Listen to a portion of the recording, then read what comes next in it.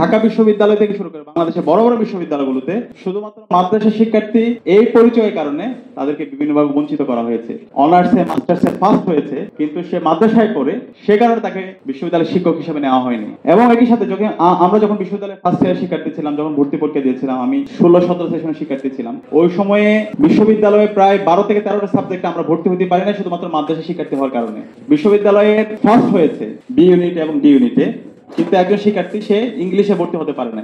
ভর্তি না হতে পারার মূল কারণ হচ্ছে সে মাদ্রাসা ব্যাকগ্রাউন্ড। এইভাবে শিক্ষার্থীদেরকে বঞ্চিত করা হয়েছে, তাদের অধিকারকে কেড়ে নেওয়া হয়েছিল, তাদের উপরে বিভিন্নভাবে জুলুম নির্যাতন করার বৈধতা দেওয়া হয়েছিল। সকল শিক্ষার্থীরা তাদের ন্যায্য অধিকার পাবে, কাউকে কোনো পরিচয়ের কারণে কাউকে বঞ্চিত করা হবে না, তাদের অধিকার কেড়ে নেওয়া হবে না। তো সেই প্রত্যাশা আমাদের অন্তর্বর্তীকালীন সরকারের কাছে থাকবে। একই সাথে আমরা যদি মাদ্রাসার শিক্ষা ব্যবস্থা দেখি, খুবই ভঙ্গুর শিক্ষা ব্যবস্থা।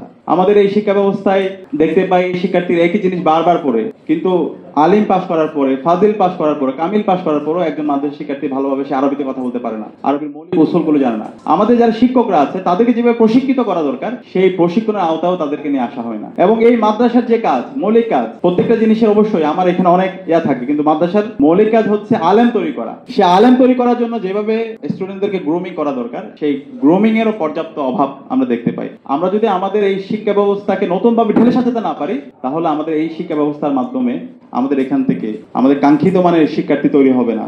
একজন মাদ্রাসা শিক্ষার্থী সে সব কিছুর তার মধ্যে একটা হোলিস্টিক নলেজ তৈরি হবে। সে যেমন কোরআন হাদিসের যেমন তার ডেপথ নলেজ থাকবে, একই সাথে তার ইতিহাস, ইসলামের ইতিহাস, সমাজনীতি, রাষ্ট্রনীতি, অর্থনীতি, পররাষ্ট্রনীতি থেকে শুরু করে সব বিষয়ে তার সম্যক ধারণা থাকবে।